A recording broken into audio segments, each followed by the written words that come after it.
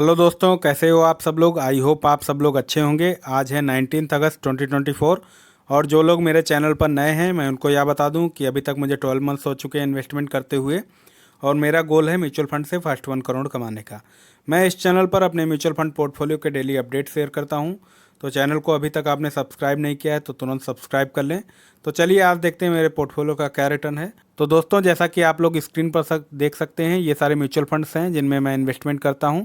इनमें से मैं कोटक इमर्जिंग इक्विटी फंड और दूसरा Nippon India small cap fund में अभी मैंने डिसकंटिन्यू कर दिया है।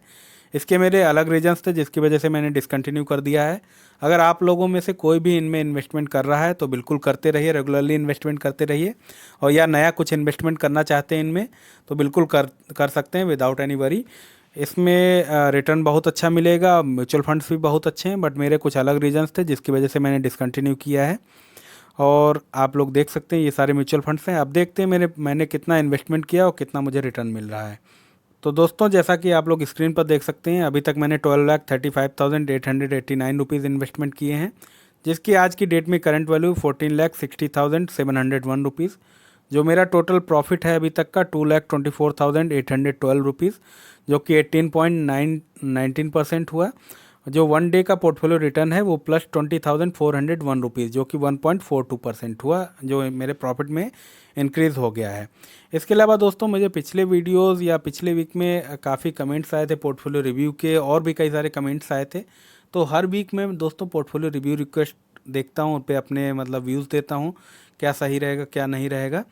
तो जो पिछले वीक में सारी रिक्वेस्ट आई थी उनको आज के इस वीडियो में देखेंगे, और जो आप लोगों के कमेंट्स आए थे उन पे मैं रिप्लाई करने की कोशिश करूँगा इसमें वीडियो में। और ये वीडियो काफ़ी लंबा हो जाता क्योंकि काफ़ी सारी पोर्टफोलियो रिव्यू रिक्वेस्ट आई और कई सारे कमेंट्स आए, तो एक वीडियो में पॉसिबल नहीं था। तो इसके मैंने 5 पार्ट बनाए हैं, 5 पार्ट्स में ये वीडियो है। Part 1, part 2, part 3, part 4, part 5। तो ये 5 पार्ट्स हैं। इनमें आप लोगों को मैं चाहूँगा कि आप लोग पाँचों पार्ट्स देखो, 5 पार्ट्स जो हैं सभी इनको देखो, और इनमें काफ़ी कुछ आप लोगों को सीखने को मिलेगा। तो चलिए देखते हैं क्या क्या पोर्टफोलियो रिव्यू रिक्वेस्ट आई हैं, क्या कमेंट्स आए हैं, उनको देखते हैं। अगला कमेंट है कोस्टर 250 का। सर, मैंने ग्रो पर म्यूचुअल फंड पे इन्वेस्टमेंट किया था और एमएफ सेंट्रल से रिडीम किया और रिडीम होके पेमेंट रिसीव हुआ, बट अभी भी ग्रो पर वो फंड चल रहा है और वो फंड हट क्यों नहीं रहा है। तो यार एक काम करो, उसको रिफ़्रेश कर लो, वहाँ पे रिफ़्रेश रहता है बटन नीचे ग्रो पे, तो उसको रिफ़्रेश कर लो एक बार पोर्टफोलियो को, तो हो सकता है तब हट जाए। अगर तब भी नहीं हटता है तो मतलब इनको आप कांटेक्ट भी कर सकते, ग्रो की जो टीम है उनको कांटेक्ट कर सकते, वो लोग हटा देंगे वहाँ पे। अगला कमेंट है किड्स जोन का, SWP के लिए कोई अच्छा फंड बताएं। तो यार आपने सारी डिटेल्स नहीं दी कि आपकी एज क्या है, कितना इन्वेस्टमेंट आपने किया है, क्या आप रिटर्न एक्सपेक्ट कर रहे हैं। SWP तो किसी भी म्यूचुअल फंड में आप कर सकते हो, SWP ऐसा नहीं, किसी में भी कर सकते हो। उसके लिए जो आपके म्यूचुअल फंड्स हैं उन्हीं में आप मतलब करो SWP। अगर कुछ नया लेना चाहते हैं तो उसके लिए आपको एज अपनी बतानी पड़ेगी, कितना आप इन्वेस्टमेंट करना चाहते हैं, तो उस हिसाब से मैं यार बता पाऊँगा किस में आपको रिस्क कितना लेना है एज के हिसाब से, और आपके क्या कमिटमेंट्स हैं। अगर कोई मतलब कुछ गोल है आपका 2-4 साल में ही अगले, तो उसके हिसाब से पोर्टफोलियो बताना पड़ेगा, उसके हिसाब से आपको फंड बताना पड़ेगा। वैसे SWP आप किसी में भी कर सकते हैं, कोई दिक्कत नहीं है। अगला कमेंट है दिनेश कुमार जी का, जय माता दी। तो जय माता दी भाई आपको भी। अगला कमेंट है सनीदुर अहमद का, suggest me 3 mutual fund to investment for 3 years diversified as I am going to invest in 3 funds equally. तो 3 म्यूचुअल फंड्स में आप ये कर सकते हैं। पहले आपको फ्लेक्सी कैप एक फ़ंड लेना है, पराग पारिक फ्लेक्सी कैप या कॉन्ट फ्लेक्सी कैप या JM फ्लेक्सी कैप, इन तीनों में से एक कोई फ़ंड ले लो आप। और उसके अलावा दूसरा आपको फ़ंड लेना है Nifty 50 index fund. Nifty 50 index fund में मैंने ऑलरेडी बता रखा है, UTI निफ्टी 50, बंधन, SBI, नवी निफ्टी, इनमें से कोई सा भी ले लो। और सही कई सारी कंपनीज़ हैं निफ्टी 50 इंडेक्स के लिए, कोई भी ले लो, कोई फ़र्क नहीं पड़ेगा। और इसके अलावा आप एक मिड कैप में कर सकते हो, मिड कैप में आप मोतीलाल ओसवाल मिड कैप ले सकते हैं। ये तीनों इन्वेस्टमेंट आप तीनों फंड में कर सकते हैं, ये तीनों फंड्स अच्छे हैं। अगला कमेंट है देशराज सिंह लोधी का, मेरे शॉर्ट वीडियो पे था, टोटल टाइम इन्वेस्टमेंट किए कितना हुआ। तो यार मुझे 12 मंथ्स हो चुके हैं इन्वेस्टमेंट करते हुए देशराज जी। अगला कमेंट है सर्वेश मौर्य का, क्या एक ऐप से दूसरे ऐप में म्यूचुअल फंड ट्रांसफ़र कर सकते हैं। तो सर्विस जी नहीं यार, बिल्कुल नहीं कर सकते हैं ऐसा, तो मैंने तो नहीं सुना है और ना ही मैंने कभी किया है, ऐसा पॉसिबल नहीं है, मुझे नहीं लगता ऐसा पॉसिबल है। इसमें बस एक्सपोर्ट कर सकते हैं, मतलब देख सकते हैं, एक ऐप से दूसरे ऐप में देख सकते हैं। जैसे कि जब मैंने जीरो द कॉइन पे ज़्यादातर म्यूचुअल फंड्स खरीदे हैं, वो ग्रो के ऐप पे मैं देख सकता हूँ, सभी मैंने एक्सपोर्ट कर लिए हैं। बस मैं देख सकता हूँ, उसमें कोई एक्शन नहीं ले सकता, ना ही उनको मैं रिडीम कर सकता वहाँ से, ना ही मैं उसको मतलब जो पोर्टफोलियो नंबर मिला उसी में इन्वेस्टमेंट कर सकता हूँ। तो इस तरीके से ट्रांसफ़र करने का तो मुझे प्रोसेस नहीं पता, बट एम एफ सेंट्रल में कुछ चीज़ें हैं जिसकी वजह से आप वहाँ से रिडीम कर सकते हैं, अपडेट कर सकते हो कई सारी चीज़ें अपने म्यूचुअल फंड्स की जो आपने दूसरे प्लेटफॉर्म से ख़रीदी हैं किसी दूसरे ऐप से। तो एम एफ सेंट्रल ऐप ही ऐसा है जहाँ पे आप थोड़ी बहुत चीज़ें कर सकते हो, बट ट्रांसफ़र तो मुझे लगता है वहाँ पे भी नहीं कर सकते हैं ट्रांसफ़र। अगला कमेंट है, मेरी एसआईपी चालू है पर मुझे कभी ज़्यादा पैसे डालना है तो कैसे डालें, कभी कभार एसआईपी के अलावा मैं पैसे डालना चाहता हूँ। तो यार आपने म्यूचुअल फंड्स नहीं लिखे, कौन कौन से म्यूचुअल फंड आपने लिए हैं। अगर उस म्यूचुअल फंड में आपको वन टाइम इन्वेस्टमेंट अलाउड किया है तो वहाँ पे बटन रहती है, ग्रो ऐप में वन टाइम इन्वेस्टमेंट बटन है, जैसे कि यहाँ पे आप देख सकते हैं स्क्रीन पर, मैं स्क्रीनशॉट लगा दिया है। इस बटन पे आप क्लिक करोगे, इससे आप डाल सकते हो पैसा। आपको अब ये देखना है कि आपके म्यूचुअल फंड में उसमें अलाउड है वन टाइम इन्वेस्टमेंट या नहीं। जैसे कि निपॉन इंडिया स्मॉल कैप है, उसमें सिर्फ एसआईपी इन्वेस्टमेंट अलाउड है, वन टाइम इन्वेस्टमेंट अलाउड नहीं है। अगला कमेंट है सौरभ का, हेलो भाई, thank you for last answer. मेरा एक एसआईपी चल रहा है निपॉन इंडिया लार्ज कैप का 10K पर मंथ, मुझे 10K एसआईपी और ऐड करना है पर मंथ, कोई एसआईपी के लिए सजेशन दीजिए जिससे मैं 20K पर मंथ एसआईपी कर सकूं, थैंक यू भाई अगेन। तो सौरभ जी ऑलरेडी आप लार्ज कैप में इन्वेस्टमेंट कर रहे हैं, 10,000 जो निपॉन इंडिया लार्ज कैप में कर रहे हैं इसको कंटिन्यू कीजिए। 10,000 का आपको और बताना है, तो 10,000 के लिए आप एक फ्लेक्सी कैप ले सकते हैं। इसमें पराग पारिक फ्लेक्सी कैप ले सकते हैं या निपॉन इसका जेएम फ्लेक्सी कैप और कॉन्ट फ्लेक्सी कैप, इन तीनों में से आप एक फ्लेक्सी कैप ले लो जिसमें आप लगभग 7,000 रुपये इन्वेस्टमेंट कर सकते हैं, 6 से 7 हज़ार रुपये।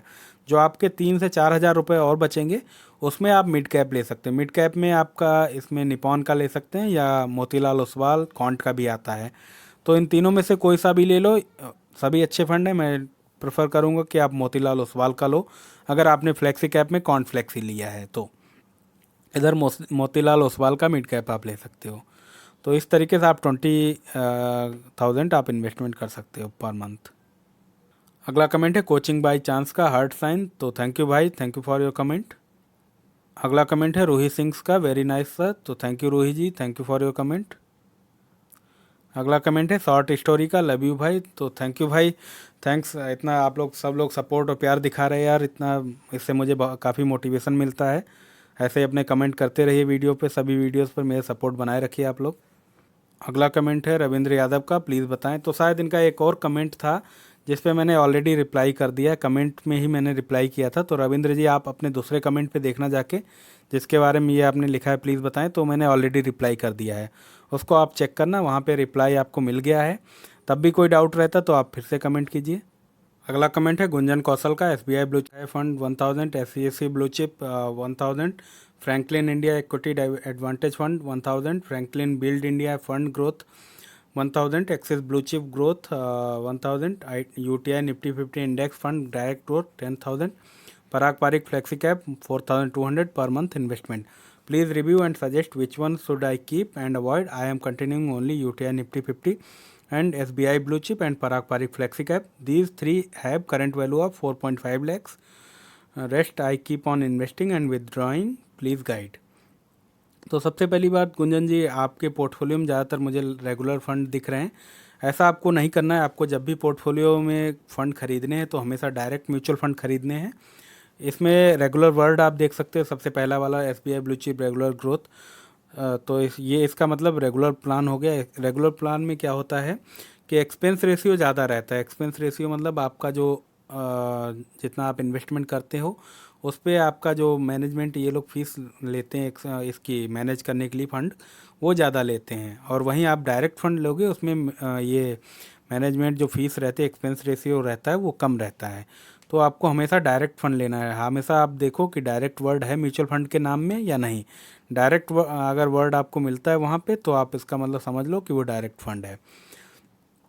कुछ फंड में हो सकता नहीं है, बट उसमें स्कीम डिटेल्स में आप जाके चेक करना, तो वहाँ पे डायरेक्ट लिखा होगा इन्वेस्टमेंट किस टाइप का है ये।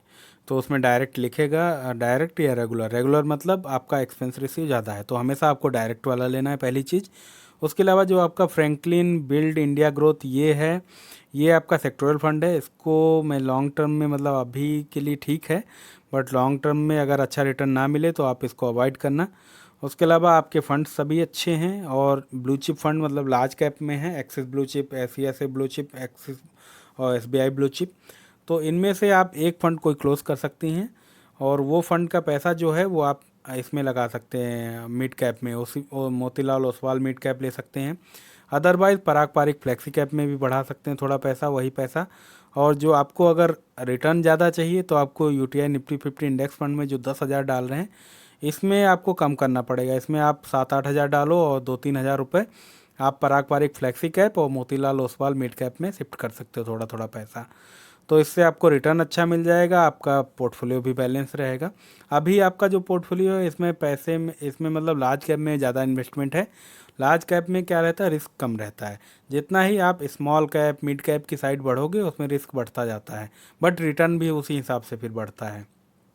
तो आपको देखना है कि आपको रिस्क लेना है कि इसी पे कम रिस्क में ही मतलब एवरेज रिटर्न पे आपको चलेगा, तो आप इधर भी कर सकते हो। ऐसा जो आपका पोर्टफोलियो है इसमें कर सकते हैं, बट यहाँ पे जो ब्लू चिप फंड हैं इनमें से एक फ़ंड आप क्लोज कर सकते हो। बाकी आपके जो आपने लिखा है UTI Nifty 50, SBI blue chip, Parag Parikh, ये तीनों फंड बहुत अच्छे हैं, इनमें आप कंटिन्यू करो। और जो आपने बोला कि आप इन्वेस्टमेंट करते हैं, विड्रॉ भी करते रहते हैं, उसको ऐसा मत करो। अगर लॉन्ग टर्म इन्वेस्टमेंट आप कर रहे हैं तो मैं आपको यही सजेस्ट करूँगा कि आप इसको अच्छे फंड्स ले लो, उनको लॉन्ग टर्म के लिए इन्वेस्टमेंट करो। बार बार ये विड्रॉ मत करो। विड्रॉ तभी करो टैक्स हार्वेस्टिंग करने के लिए करो, और बाकी विड्रॉ मत करो। अदरवाइज़ आपका जब गोल पूरा हो जाए तब विड्रॉ करो। ऐसे आप इसको शेयर मार्केट की तरीके से मत करो। शेयर मार्केट में क्या रहता है, शेयर खरीदे आज कल बेच दिए, 5 महीने बाद बेच दिए, वो सब म्यूचुअल फंड में मत करो। अगर आपको लॉन्ग टर्म में अच्छा पैसा बनाना है तो आप लॉन्ग टर्म के लिए इन्वेस्टमेंट करो। अगला कमेंट है विजय शाह का, एचडीएफसी मैन्युफैक्चरिंग फंड कैसा है। तो विजय जी, ये एक सेक्टोरियल फंड है, और सेक्टोरियल फंड में अपने लेवल पर अवॉइड करता हूँ, मैं नहीं सजेस्ट करता हूँ किसी को। अगर आपको थोड़ा बहुत इन्वेस्टमेंट करना है तो कर सकते हैं। अगले 4-5 साल तो मुझे दिख रहा है इसका स्कोप, अच्छी ग्रोथ दिख रही है।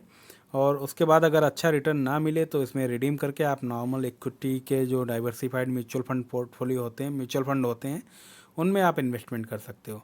बट थोड़ा बहुत पैसा अभी इसमें कर सकते हो, कोई दिक्कत नहीं है। तो दोस्तों, इस वीडियो के 5 पार्ट्स हैं, पार्ट 1, पार्ट 2, पार्ट 3, पार्ट 5। ये वीडियो काफ़ी लंबा हो जाता है, इसलिए मैंने 5 पार्ट में डिवाइड किया है।